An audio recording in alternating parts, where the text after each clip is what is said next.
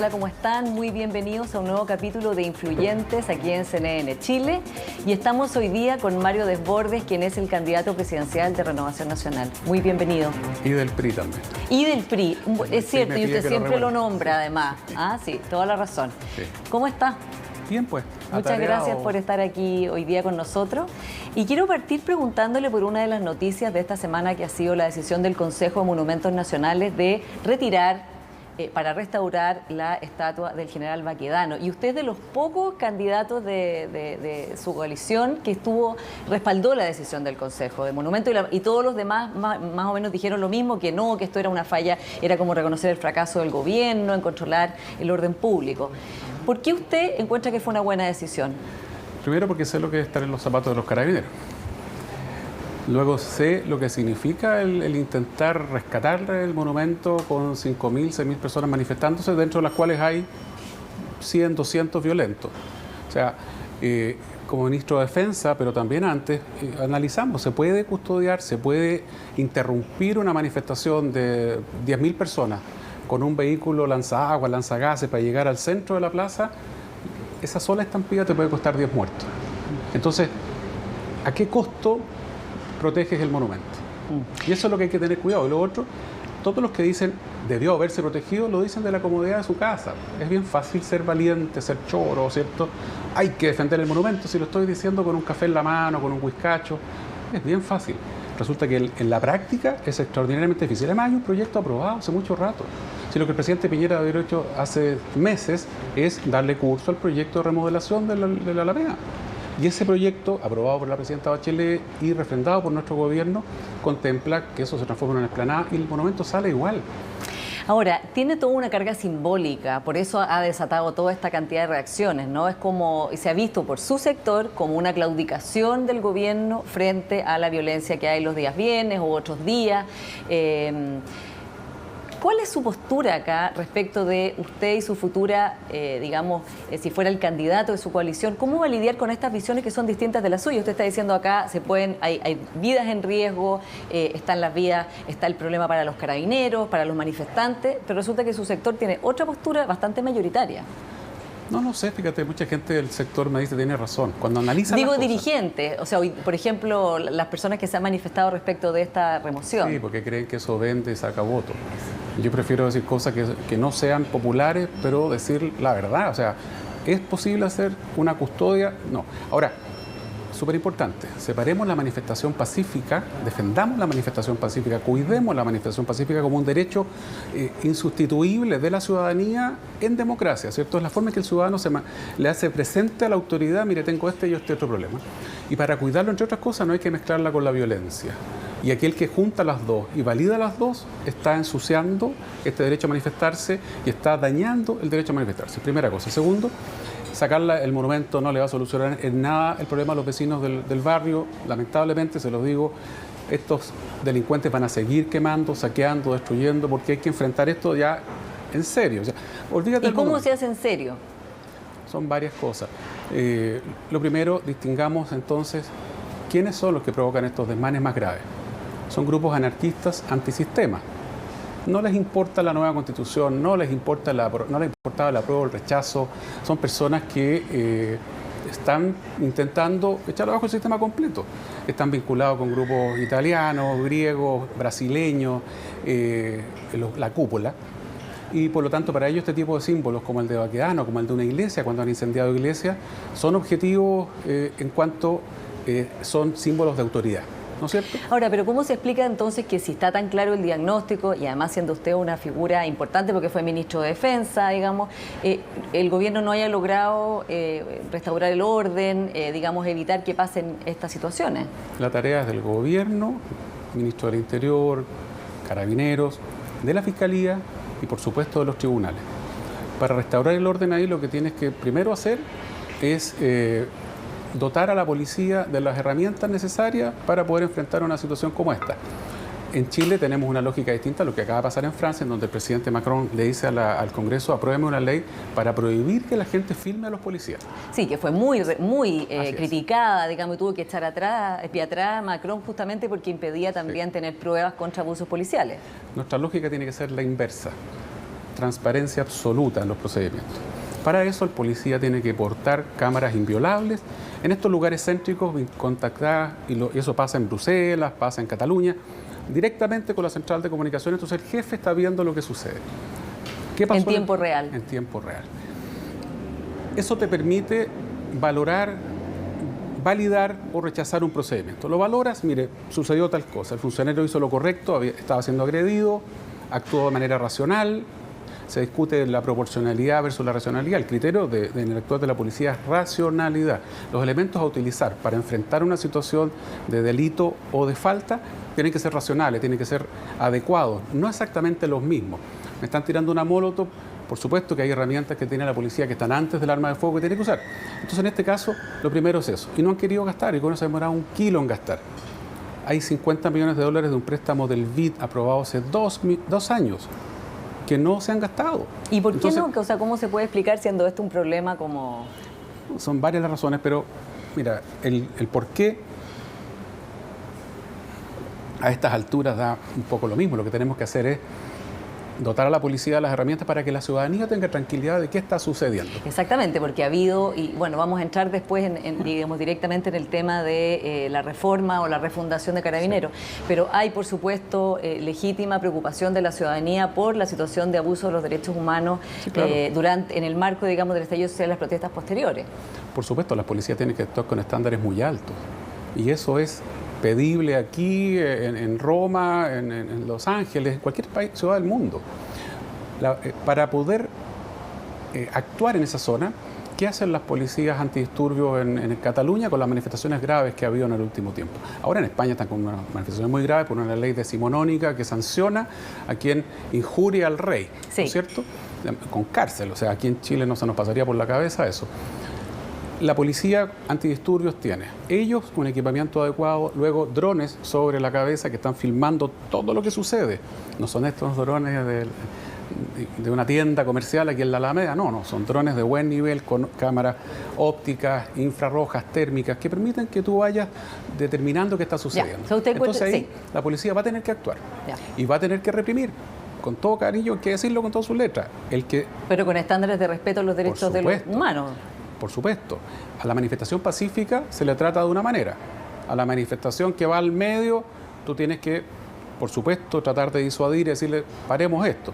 Al violento, al de la molotov, al que está destruyendo, primero advertencia y segundo vas a tener que actuar. ¿Y cuáles son los elementos que se usan? Actuar en el marco de la legalidad, por supuesto. Por supuesto, pues siempre. Sí. No sé, aquí no está en discusión. Sí. No, se lo pregunto por todos los informes de derechos humanos internacionales de abusos policiales que nos han llevado también a una situación de falta de legitimidad de Carabineros. Los informes son calcados a los que pasaban en Francia con los chalecos amarillos. El Instituto Europeo de Derechos Humanos hace una valoración de la actuación policial muy parecida a la acá. Mira, hay personas lesionadas por uso indiscriminado de escopetas. Sí, pero no han habido todas las personas que han quedado sin ojo o con daño a la vista en Europa. Las protestas en Europa han sido infinitamente menos violentas que las de Chile. En París no se quemó ningún Carrefour, no se saquearon supermercados. Lo más cercano a lo que nosotros vivimos el 2019 en este lado, en Occidente, es Los Ángeles 1992. Yo he estudiado bien el tema, fíjate. Comparé lo que pasó en Cataluña con las protestas de los grupos separatistas.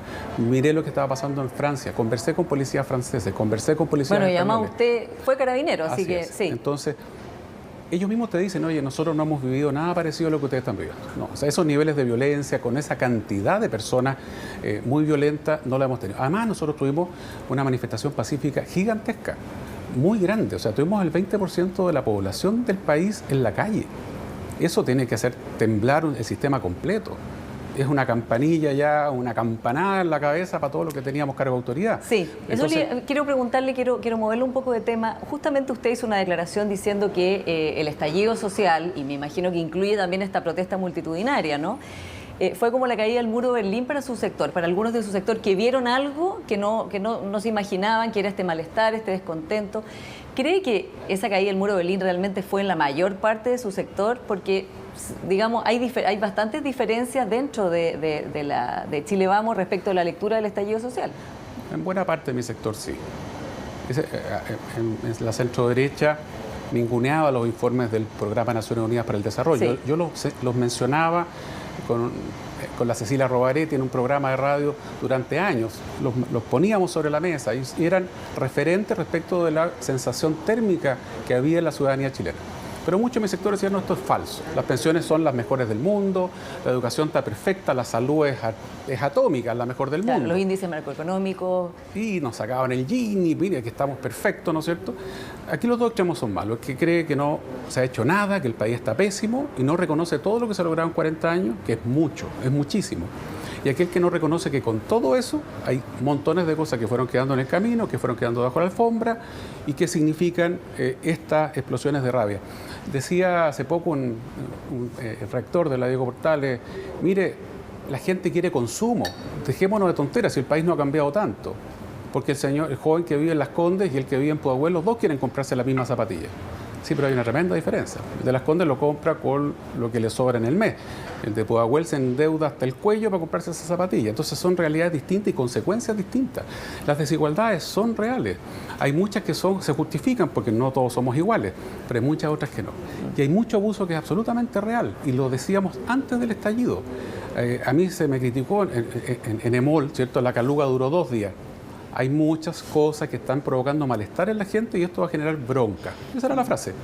Yo era un irresponsable, que cómo se me ocurría decir eso, fue mucho antes del estallido. Entonces, mucha gente nuestra sí.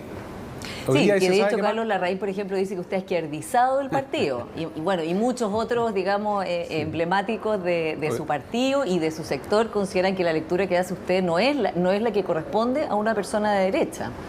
Claro, y también decían que el rechazo iba a sacar 45% y desconocían el hecho que buena parte de la centro-derecha votó a prueba. La mitad de nuestro sector votó a prueba. Entonces me decían que yo era el guaripola de una minoría pequeña de la centro-derecha. Y con todo el respeto, porque votó rechazo, que es súper legítimo. Mi madre votaba rechazo, mi padre votaba a prueba. Mira, el 2012, con las marchas que tuvimos enormes, ¿cierto? Sí. ¿Cuál fue la reacción de mi sector? Un libro de varios de los intelectuales del sector diciendo que estaba todo perfecto. Que era falso esto de que había problemas en las pensiones. Que era una mentira enorme que la salud estaba mala. Un libro quedó escrito. Con las protestas estudiantiles, digamos, de los universitarios. Y a las que se sumaron muchas otras. Entonces la respuesta nuestra fue desmentir todo aquello.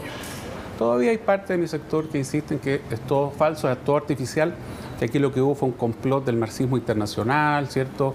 En donde se juntó Kim Jong-un con Maduro y no sé quién más, y que provocaron el estallido. Mi opinión es que el estallido tiene 2 componentes. Uno es componente de violencia muy fuerte, de grupos anarquistas que hay que condenar con fuerza porque provocaron daños gigantescos y sobre todo a la gente que más necesita, a la que dejaron sin metro en Puente Alto.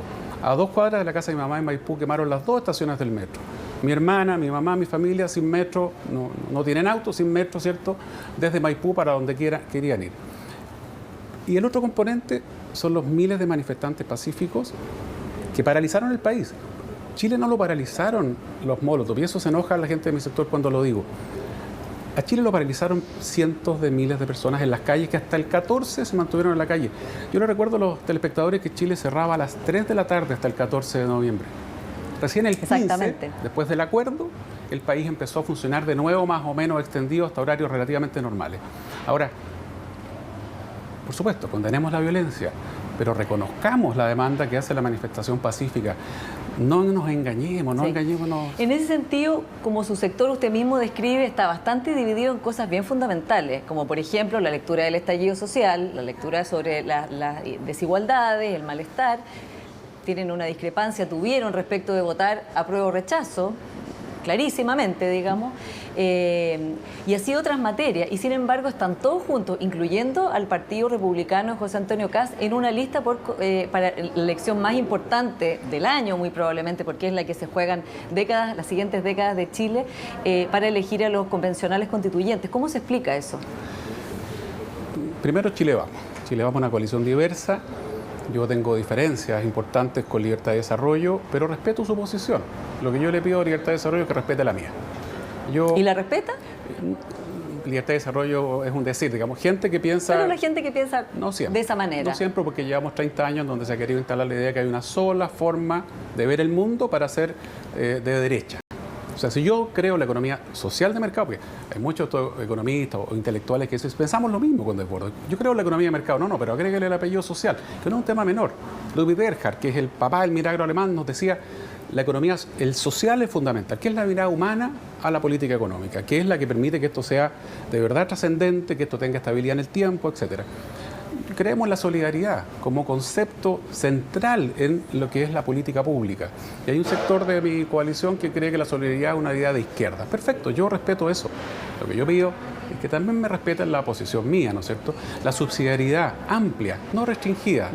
Pero son como dos almas tan marcadas. Bueno, sí, y le claro. agregamos entonces, digamos, estar pactando con republicanos, que quiero decirle además que usted, que admira mucho a Angela Merkel, y vamos a hablar de eso, de su proyecto de una derecha social, ella nunca habría pactado con el Partido Republicano. De hecho, sostenidamente no ha pactado con la derecha, digamos, más a la derecha. Me tengo que quejar, pues yo estaba haciendo un intento infructuoso por zafar de la cuestión de José Antonio Kast en la pregunta, pero usted me insistió. Sí, bueno, porque es importante. Digamos, las personas van a votar por esa lista que incluye, y a lo mejor además, como es el sistema electoral, van a votar por un candidato que usted ha firmado un video para él y va a terminar siendo electo alguien del Partido Republicano. Cristian Molkever, y podría salir electo alguien del Partido Republicano. Yo espero que no. ¿Ya? Hubo un esfuerzo enorme en la constituyente, creemos que es indispensable que toda la centroderecha fuera unida, se nos pidió, bueno, acá un esfuerzo un poco mayor incluso. Yo no era partidario, lo he conversado con el presidente del Partido Popular de España. Él me dice, mira, cuando pactamos con Vox... Perdieron otros votos. Nos entran 2 millones de votos y se van 14. 14. O sea, es una cuestión que daña mucho este tipo de pactos a la centro-derecha. Ni hablar los franceses que jamás van a pactar con Jean-Marie Le Pen ni la Marine Le Pen. O sea, ellos, el Frente Nacional, han votado por la centroizquierda en segunda vuelta para que no gane el Frente Nacional. Y obviamente la canciller Merkel jamás va a pactar con la ultraderecha. Aquí hay que consignar una cosa. José Antonio Kast y su partido nos van compitiendo en concejales, alcaldes y gobernadores regionales, así que aquí no hay una alianza con ellos. Y se hizo este acuerdo solo en la constituyente. Pero que en la constituyente es más importante hacer una alianza ahí porque es algo que tiene una consecuencia para 50 años. O sea, incluso se podría haber entendido mejor en una elección, en este sentido de alcaldes o de concejales o de gigante que significó incorporar a un sector en donde se supone que íbamos a ver nombre. Porque, sí, y usted dice ahí que llegó la sorpresa, digamos. A última hora en la noche, José Antonio Kast impuso 2 o 3 nombres amenazando con no firmar la lista, que se cayera toda. Claro, en la hora final. ¿Qué nivel de incomodidad le produce esto respecto justamente a lo que estamos hablando, de que su proyecto es una derecha que, tal como la describe, digamos, está en un lado completamente distinto de esto? Mire, yo conocí a José Antonio Kast, secretario general de la UDI, y era una persona que tenía sus ideas firmes, pero no estaba en el extremo como está hoy día. Él fue cambiando, fue mutando, fue construyendo un personaje, él tendrá que ver qué es lo que pasó. Pero hoy día José Antonio Kast, yo no me siento cómodo con él en nada, no lo veo conmigo en el mismo proyecto, no veo por dónde vayamos a pactar otra cosa en adelante, y yo que él construya la derecha, la que él quiere plantear, que está constantemente llena de agresión, de odiosidades, ¿no es cierto?, de exacerbar, ¿cierto?, los miedos de la gente. Esa derecha dura, extrema, a mí no me identifica para nada, y yo no lo siento socio ni van a ser mis socios. Pero claro, ¿qué va a pasar después cuando la lista de constituyentes de Vamos por Chile van a ser un grupo que supongo que se juntaron porque quieren tomar decisiones en conjunto? Sí, ese es el problema. Por eso nosotros decíamos, bueno, veamos quiénes son los nombres que proponen. Y yo lo dije públicamente antes, porque si va a proponer gente que va a ir a bloquear la constituyente, no se puede. A mí no me sirve en una constituyente que va a redactar la Carta Magna, o sea, la que nos tiene que hacer sentir a todos conformes, ¿no es cierto? O al menos mayoritariamente conformes. Claro. No me sirve el grupo de extremos que quieren derribar la constituyente, que quieren bloquear la conversación, que quieren bloquear los acuerdos. Esos grupos de los extremos pueden provocar una crisis política de proporciones. Y hablo de los extremos porque no solamente el grupo de José Antonio Kast. Si van en una disposición de o me aprueba todo o le rechazo todo, o sea, el todo nada, es muy peligroso. Entonces, nos basamos cuando negociamos esto de la constituyente en el ejemplo sudafricano. Lo miramos con cuidado, fueron muchas reuniones previas en casas de distintos dirigentes, ¿cierto? No fue el 15 en la noche, ya trabajan. ¿Pero en qué exactamente se fijaron de la Constitución sudafricana? Que fue muy importante porque de hecho la promulgó Nelson Mandela, o sea, fue la constitución, digamos, de la reconciliación nacional. después de la parte. Los afrikaners, de Klerk, en ese entonces presidente, Mandela recién saliendo de la cárcel, 25 años preso con el Partido Nacional Africano, acuerdan una nueva constitución y establecen el criterio de que todo se aprueba por 2/3. Los primeros meses, bloqueo total de unos a otros, hasta que se dieron cuenta que en esas condiciones no había nueva constitución. Y tuvieron que conversar, y tuvieron que ponerse de acuerdo, y tuvieron que ceder. Y hoy día, hasta hoy, tienen la misma constitución que enorgullece a Sudáfrica. Italia el año 47 hizo lo mismo. Italia hizo exactamente lo mismo el año 47. Entonces, ejemplos hay varios. Este terror a la constituyente, yo no lo tengo. Antes de que llegáramos al acuerdo del 15, se me reprochó también decir que no le tuviéramos miedo a elegir a las personas que iban a redactar una nueva constitución, a que fueran todos electos. Bueno, de hecho, usted fue uno de los, digamos, de las figuras emblemáticas del acuerdo del 15 de noviembre que nos tiene al borde de elegir a los constituyentes. Y fue bastante criticado también por eso, pagó hartos costos. Estoy orgulloso de eso, estoy orgulloso de haber peleado para que la constituyente fuera paritaria, porque también me pegaron duro por eso. Sí. Y hoy día, algunos de los que me dieron duro le relatan al mundo de que la constituyente tan felices de que sea paritaria. Sí. Y yo estoy orgulloso de haber peleado para que fuera paritaria. Me nombraron embajador de Hay Mujeres gracias a ese esfuerzo. De hecho, partidos de su coalición estaban en contra de la paridad, o sea, diciendo que era el mecanismo, pero en el fondo no hay ningún mecanismo perfecto que no implique, que digamos, para hacerlo... Y personas de mi partido que legítimamente tenían una opinión, sí. Ahora, yo viví el proceso de búsqueda de candidatos y candidatas para la parlamentaria. Paula, 350 mujeres que fueron inscritas como candidatas a diputadas declararon 0 gasto electoral, o sea, solo pusieron el carné. Los partidos las inscribieron solo para llenar, hacer check y más de 1000 no tuvieron un peso de su partido político. Lo poco que gastaron, lo gastaron de su bolsillo. O sea, los partidos privilegiaron a los hombres. Excepto Renovación, que tenemos la bancada más grande de diputadas, estuvimos a punto de sacar 4 más. Entonces, por eso, con ese antecedente, la verdad que no era suficiente la ley de cuota. Pero bueno, volviendo al punto, sí, estoy orgulloso de lo que se hizo el 15 de noviembre. Y si hubiera que vivir de nuevo algo similar, no tengo duda que volvería a hacerlo. ¿Qué le pasa a usted cuando el canciller Alamán, que es uno de sus detractores, digamos, dentro del partido, hoy día su discurso oficial como canciller es que Chile resolvió, digamos, el estallido social de una manera institucional, ejemplar, que va a elegir una convención constitucional paritaria por primera vez en la historia de la humanidad? O sea, digamos que todo eso es aquello por lo cual Chile está orgulloso y Chile se presenta al mundo oficialmente así. Tengo diferencias con Andrés que han sido públicas, pero primero quiero dejar claro que Andrés estaba por el proceso constituyente, fue parte de las conversaciones, tuvimos diferencias, el mismo. Pero estuvo por el rechazo. Al principio estaba por el apruebo, después se convenció por el tema de la violencia, etcétera, bien legítimo, pasó a la opción rechazo. Andrés también estaba por paridad, pero con otra fórmula, o sea, no es que Andrés Alamán sea una persona que se opuso a todo, tenía opiniones distintas y finalmente en algunos casos se llegó a lo que él planteaba, en otros no.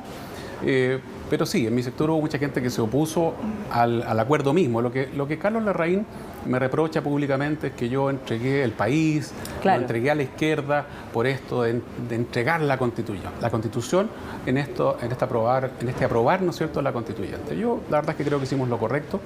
Yo creo que era necesario estar un poquito más allá de Plaza Italia para saber lo que estaba pasando, hablar con la gente que estaba en las calles manifestándose para darse cuenta que esto no era una cuestión política, pero sí era un sentir muy profundo, no solamente en las reformas sociales, porque también se hace la caricatura, la gente no pedía cambio de constitución, sí la pedía. Lo que pasa es que en las encuestas, si me preguntan cuál es tu primera necesidad, esto es como la pirámide de Maslow, yo contesto lo que más me falta en el minuto, la emergencia, ¿cierto?, la necesidad más urgente. Claro, pensiones, salud, educación. Por supuesto, pero ante la pregunta, ¿usted está por cambiar la Constitución? La enorme mayoría de los chilenos decía que sí. Ahora, ¿por qué? Es que no la leyeron nunca. Sí, está bien, puede que no la hayan leído, pero es tanta la cantidad de veces en el año que un proyecto importante queda frenado porque la respuesta es inconstitucional. Fíjate que esto me lo ha dicho gente ni profesional, personas en la calle que me dicen, mire, ¿sabe por qué estoy en contra de esta Constitución? Porque cuando quise esto, reforma de pensiones, me dijeron que era constitucional. Lo leí y era inconstitucional. Mire, el tema de las 40 horas que presentó las diputadas del Partido Comunista. En vez de contestar, este es un proyecto que no es bueno por esto, por otro, que mejorarlo. Yo era partidario de la flexibilidad laboral. ¿Cuál fue la respuesta nuestra? Es inconstitucional. siempre estaba esa respuesta para bloquear cualquier discusión. Bueno, y además la ilegitimidad de origen, y además está obviamente que después del estallido era una manera de lograr un diálogo y restaurar, digamos, un proceso hacia el diálogo. Mario Desbordes, espérenos un minutito, volvemos, vamos a comerciales, sigan con nosotros, ya estamos con más influyentes acá en CNN Chile.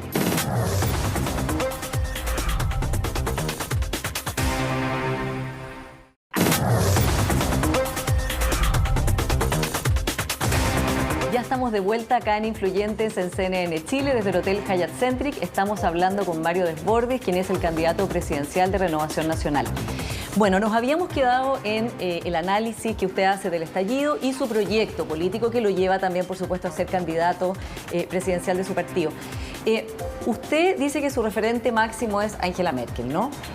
Y que su proyecto es la derecha social. Y la pregunta que tengo es... ¿por qué las personas que quieren un proyecto social tendrían que votar por usted, que está en una coalición Chile Vamos, como hemos descrito digamos, el pensamiento que hay ahí, y no por los socialdemócratas o socialismo democrático o por el socialcristianismo que representa la democracia cristiana? ¿Cuál es la diferencia con usted? ¿Por qué sería una opción más legítima en ese sentido? Bueno, Renovación Nacional es un partido miembro de la ADC. Somos socios con la ADC en esa alianza internacional. Cristian Monker como presidente del partido, yo secretario general, ingresamos al partido a esta internacional, que no es un tema menor, porque es adherir a determinados principios, a postulados, a una forma de mirar, ¿cierto?, el mundo y proponer soluciones a los distintos problemas que tiene la gente. Tenemos una visión o social cristiana o solidaria, dependiendo de quién le preguntes en el partido, pero ambas son absolutamente compatibles y estamos proponiendo lo que proponen estos partidos europeos modernos, que no... esta discusión, ¿no es cierto?, que si es de izquierda o no, la verdad que ya se ríen cuando me preguntan ¿por qué te dicen que eres de izquierda? Bueno, sistema mixto de pensiones, pues eso lo propone la derecha acá. El sistema de salud con un plan universal, otra propuesta que es de derecha, y así sucesivamente. Entonces nosotros lo que hemos planteado es, empeño en el crecimiento, démosle duro con la creación de empleo, no hay duda, si sin crecimiento ningún país se sostiene. El milagro alemán se funda, ¿no es cierto?, en promover el emprendimiento, pero con reglas claras, con estándares éticos, con un Estado que interviene cuando es necesario, que permite actuar al mundo privado, pero que también es capaz de mantener, ¿cierto?, la cancha pareja, que es fundamental. Y aquí en Chile se ha ido inclinando la cancha durante los últimos 20 años. Hubo muchas cosas muy buenas en el proceso de la transición, muy buenas. Vuelvo a decir, yo soy una persona de derecha. Sí, creo que se hicieron muy... Le digo sobre todo usted que votó que sí en el plebiscito del 88.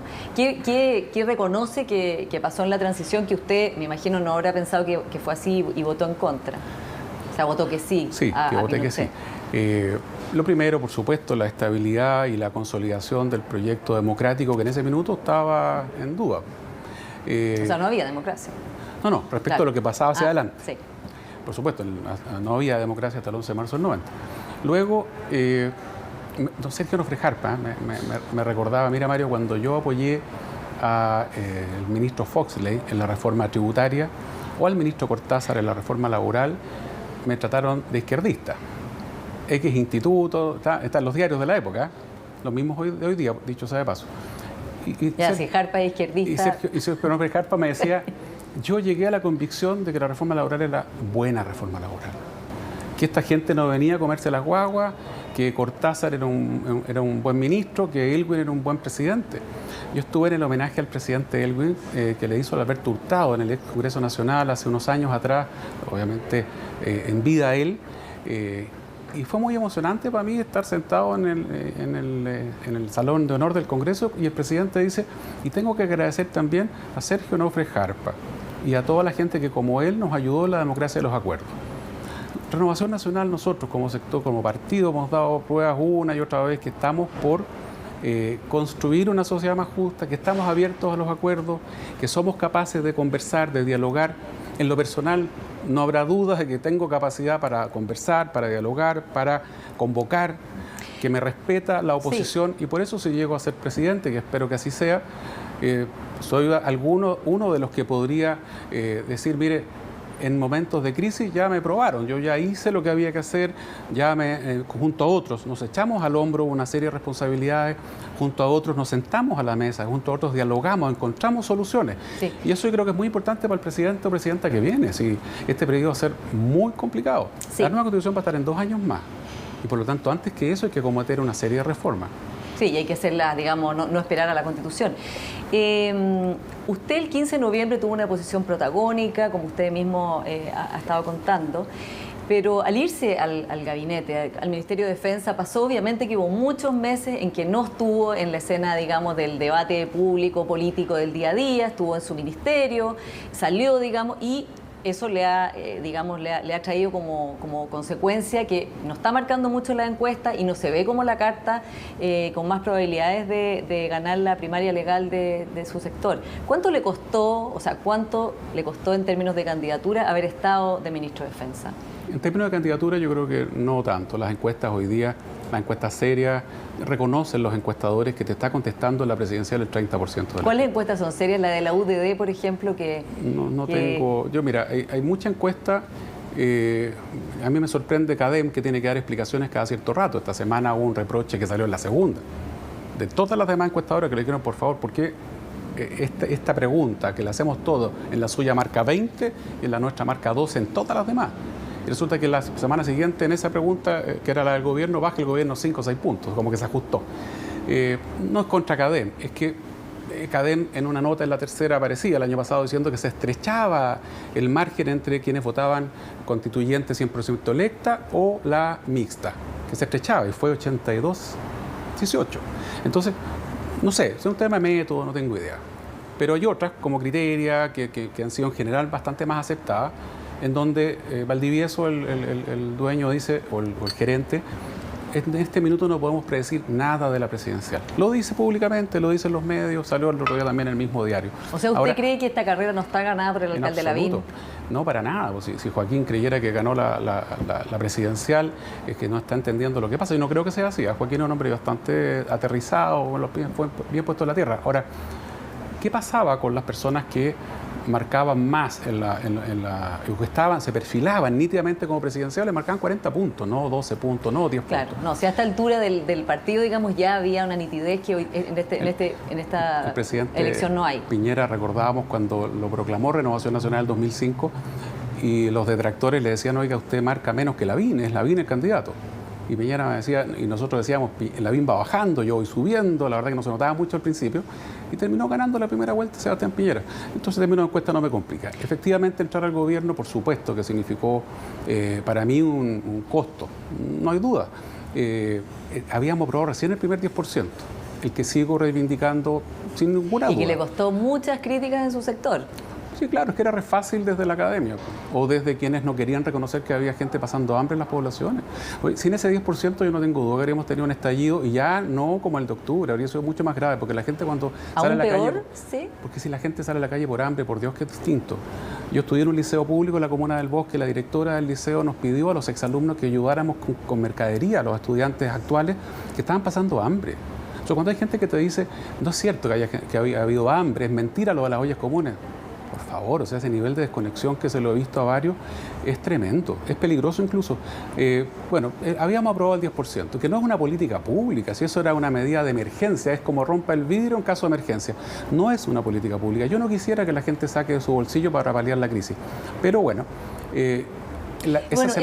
Eso déjeme interrumpirlo un poco, porque finalmente ese 10% y el segundo 10%, y ahora se va a presentar el tercer 10%, tienen que ver con, según la oposición y según muchos políticos, con que no ha llegado la ayuda a tiempo. Incluso esto fue reconocido por el exministro Briones, de que se podría haber llegado antes con la ayuda del gobierno. Entonces, ¿cómo lo explica usted de que su gobierno, de su coalición, haya hecho esto? Habiendo voces como la suya. Hubo una obsesión por la focalización. En Europa, ni siquiera los países más ricos, muchos países dijeron la focalización es importante, por supuesto, si es necesaria en tiempos normales. Pero en este minuto no tenemos tiempo para estar actualizando fichas sociales o que la gente actualice sus datos. Había que haber apoyado a la gente por parejo, punto, como lo hizo Estados Unidos con Donald Trump, que no es precisamente un hombre de izquierda.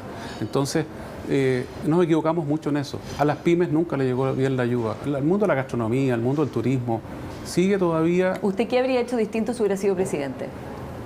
Bueno, yo creo que debimos haber entregado recursos de manera más amplia, mucho más abierta, sin esta cantidad enorme de requisitos. Por eso yo valoro lo que se hizo esta semana, el anuncio del presidente esta semana, porque a quien gane menos de 400 ya no le vamos a estar pidiendo que nos acredite 50 cosas. Ojalá fuera el que gane menos de 600 o 700, ¿no es cierto? Pero ya hay un avance en eso. Luego, bueno, el anuncio esta semana es muy distinto de lo que se hizo el año pasado. Volviendo al tema de la encuesta, claro, con ese 10% yo esa semana subía como puma en la encuesta. El presidente me pidió que lo acompañara en el gobierno, me dice, mira Mario, necesito que esté conmigo, usted es el guaripola de la apruebo y necesitamos figuras de la apruebo acá. Estaba la tesis de algunos de que si el apruebo ganaba por mucho margen, la ciudadanía iba a partir a pedir la salida del gobierno. Cosa que no es tan de loco, sino una democracia cuando un gobierno es derrotado de manera tan amplia en temas tan importantes como ese, puede costarle el gobierno, ¿cierto?, al presidente o primer ministro de turno. Ahora, por eso es importante también que mostraron un gabinete que era bastante más que el rechazo. Cristian Monker y yo éramos ministros, la Carla Rubilar, mismo Ignacio Briones, estábamos todos por el apruebo. Ahora, y lo otro que me dice el presidente el 18 de octubre, el primer aniversario, no sabemos cómo viene esto, el plebiscito. Necesitamos una conducción, ayúdeme en defensa con las Fuerzas Armadas, que ustedes lo respetan, y trabajemos juntos en eso. Y por supuesto que significó un costo, pero yo creo que esos costos uno cuando está en política tiene que estar dispuesto a asumirlos, ¿no? Sí, volvamos a su plan, digamos, de la derecha social.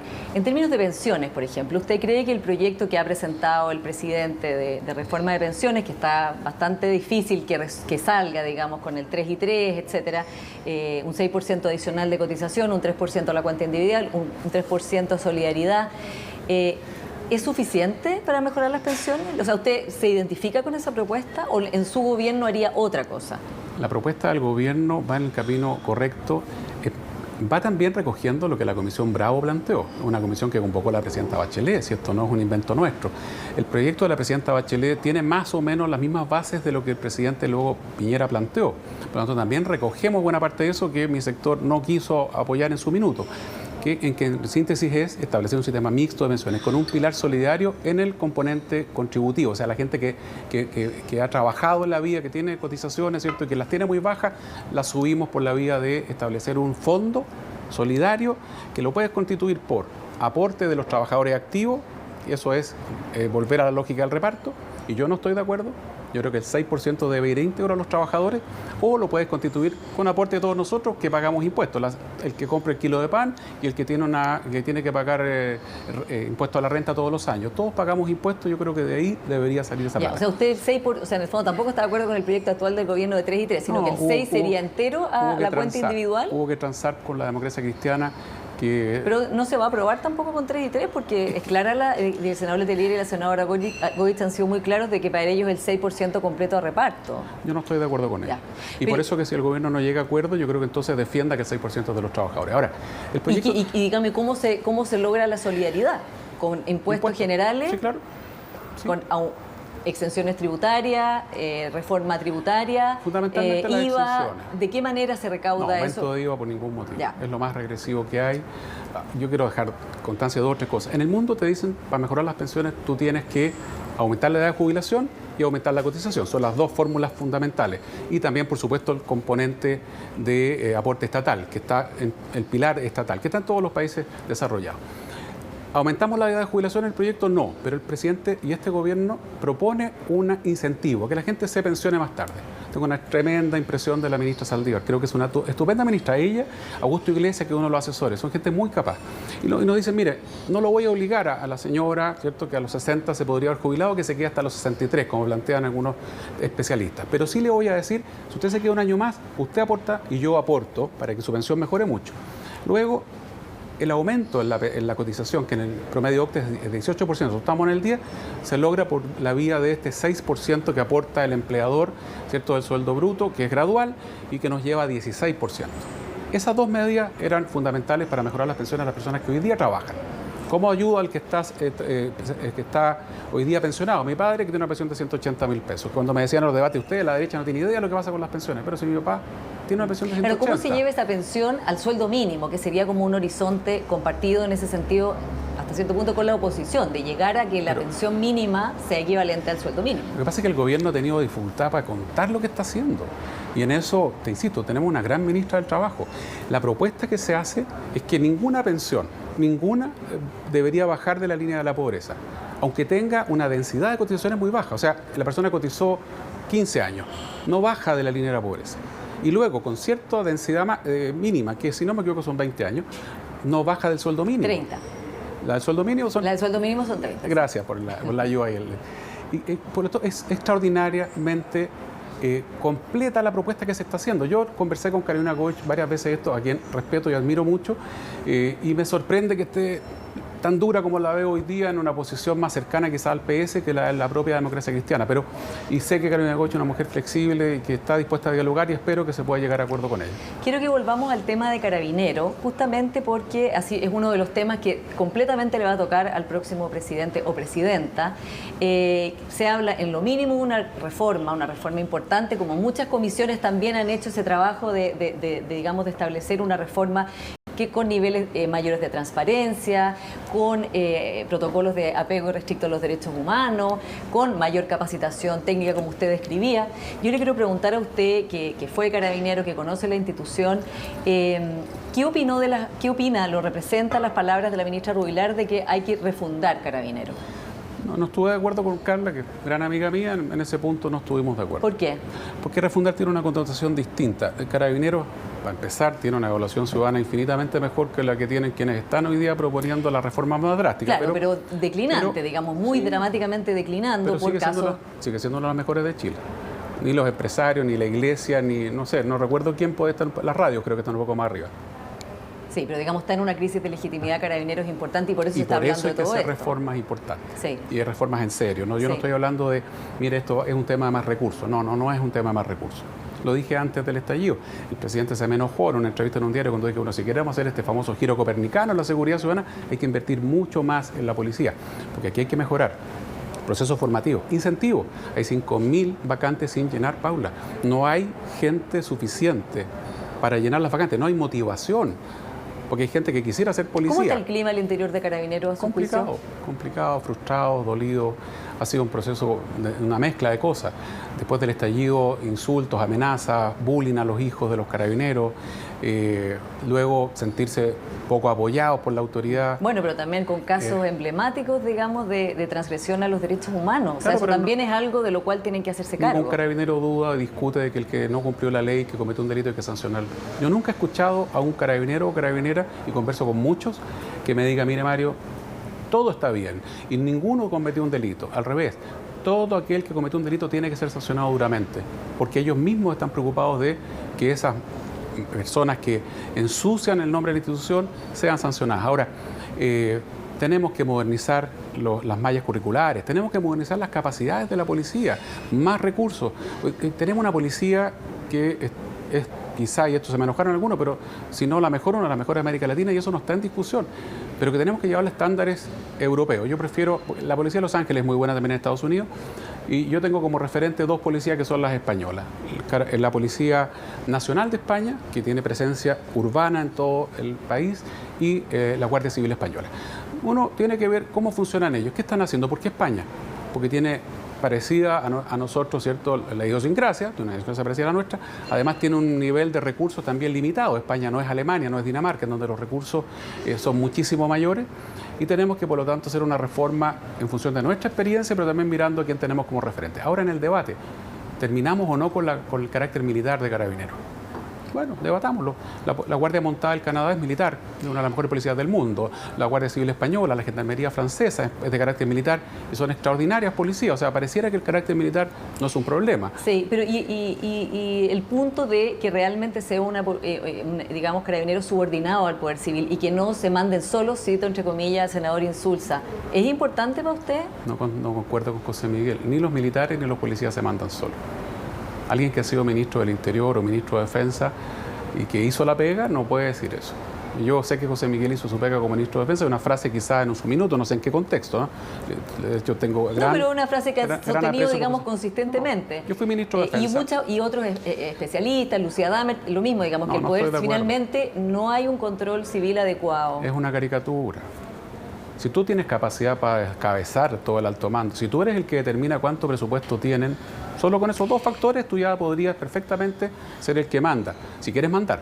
Sí. Yo fui ministro de Defensa, a mí las instituciones me respetaban como el ministro de Defensa y en ese contexto tenía todas mis atribuciones en el cargo y las ejercía, con mucho trabajo codo a codo con los comandantes en jefe, fíjate.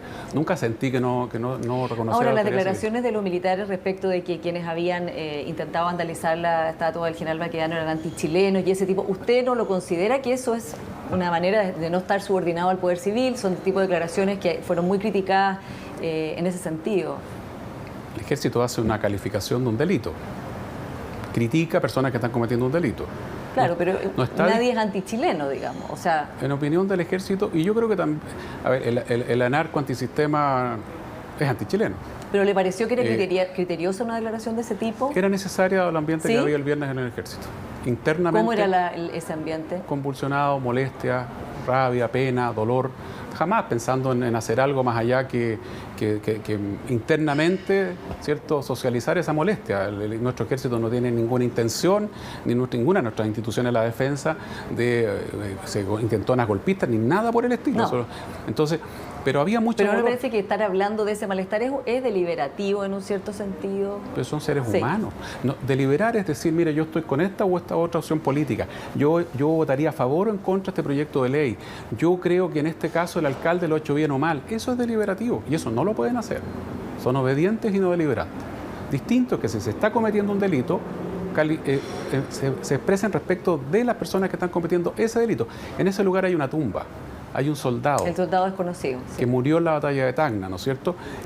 Ese soldado, en ese lugar, más Baquedano, uno podrá tener la opinión que quiera de Baquedano. El que lee bien la historia no entiendo por qué pudiera tenerle tantos monos a Baquedano. Al revés, los grupos más conservadores no lo querían mucho en su minuto porque no hizo lo que debía hacer según algunos. Pero recién el poder a Balmaceda. Bueno, el ejército declaró en términos duros respecto de un delito que se estaba cometiendo. Yo no veo deliberación ahí y creo que es extender demasiado el concepto de deliberación pretendiendo que ahí lo hubo. Antes de que se nos acabe el tiempo, quiero ir al tema de género, que usted ha hecho su programa de gobierno, plantea tener un gabinete paritario, que no ha pasado desde el gobierno de la presidenta Bachelet, no ha vuelto a ver en Chile un gabinete paritario. Y mi pregunta es si usted también quiere extender esto, la paridad, a otras instituciones del Estado y que haya, por ejemplo, cuotas en los directorios de las empresas. En los directorios de las empresas públicas se está cumpliendo. Solo las empresas CEP, no en las empresas no CEP, o sea, no se cumplen a las empresas que no pertenecen al sistema de empresas públicas. Tiene que ser paritario todo. Esto hay que hacerlo al principio a la fuerza, como la ley de cuotas. Ya, o sea, paritario, digamos, todas las empresas privadas. No, lo estatal. No le puedo imponer a las empresas estatales, a los privados. Eso no creo que corresponda. El consumidor. Pero en Alemania hay cuotas a las empresas privadas. Sí, pero yo prefiero que el consumidor decide si me gusta la empresa que cumple o no estándares de paridad. Yo creo que una empresa moderna cumple con medio ambiente, cumple con estándares de no discriminación en general, no solamente en términos de discriminación contra la mujer, discriminación de género, contra las minorías sexuales, etcétera. Cuestiones que también yo defiendo. Gabinete paritario nacional, gabinete paritario en todas las regiones, paridad en los directorios de todas las instituciones públicas en donde se pueda. Mira, ¿la Corte Suprema? En donde se pueda. Y en la Corte Suprema sí se puede avanzar de a poco, porque la fórmula de designación no depende del Poder Ejecutivo, no va a depender de mí como presidente de Chile. Sí. Pero sí depende del presidente de la República el ir fomentando que, por ejemplo, las instituciones de la defensa, en la Cancillería, 30 años más podrías tú tener la misma cantidad de embajadoras y embajadores, porque es una carrera. Entonces, forzarlo hoy día sería una locura. Una persona con poca experiencia queda embajador, saltándose la carrera profesional, pero hay que buscar incentivos, hay que ir mejorando esto. En Carabineros no hay razón para que haya solo 3 generalas de 40 generales. ¿Por qué no son 20? ¿Por qué no son 30? Sí. ¿Cuándo vamos a tener un general director mujer? Muy rápido antes que se nos acabe el tiempo. ¿Y qué pasa con los cargos de representación popular en que usted plantea cuotas, pero en la candidatura, no en el resultado? Y ahí pasa lo que usted dice, que es que en el fondo ponen candidatas en lugares donde no van a ganar para cumplir solamente con haber puesto candidata. Soy candidato de un conjunto de personas. no pongo solamente lo que yo quisiera. Primero. Segundo, el programa de gobierno, mi programa de gobierno es el de renovación del PRI. Y ganando la primaria vamos a tener que conversar con los demás partidos de Chile Vamos y hacer un programa colectivo. En lo personal, ojalá hubiera paridad de resultado en todas las elecciones plurinominales, en todas. Y por último, siendo, digamos, una propuesta bastante importante de género, ¿cómo se explica que usted no esté a favor de los derechos reproductivos de las mujeres? No me refiero solo al aborto, que se está, digamos, empezando a debatir, sino también usted estuvo en contra del aborto en 3 causales. Porque defiendo la vida de las personas, de la concepción a la muerte natural. Y no creo que eso vaya en contra de los derechos de las mujeres. Como ministro de Defensa, como subsecretario de Investigación en su minuto, trabajé duro con distintas ONG para asegurar, ¿no es cierto?, respeto a los derechos de las minorías sexuales, respeto por los derechos de las mujeres absolutamente equitativos entre hombres y mujeres, y eso voy a seguir impulsándolo siempre. No creo que el aborto tenga que ver con eso. Pero incluso obligar a una mujer, ¿cree que el Estado debe o puede obligar a una mujer a llevar adelante un embarazo cuando ha sido violada, cuando es inviable, cuando está en riesgo su vida, como fue el aborto en 3 causales? No, Paula, nunca ha habido... Bueno, vamos a entrar en una discusión que está zanjada, pero nunca ha habido una obligación de tener un embarazo no viable. Aquí no había embarazo no viable. Bueno, esas son las 3 causales. No, pero eso ya estaba zanjado hace mucho rato. El código de ética del colegio. Bueno, está zanjado en la ley y eso yo lo respeto. Yo respeto la ley y se aprobó. Ok, yo creo que un ser humano concebido tiene derecho a vivir. Pero respeta esa ley por supuesto, si está aprobado. Sí. No hay discusión en eso. Bueno, se nos ha acabado el tiempo. Muchas gracias, Mario Desbordes, por haber estado hoy día en Influyentes. Muchas gracias a ti, Paula. Y ustedes, muchas gracias por haber estado con nosotros. Nos vemos la próxima semana.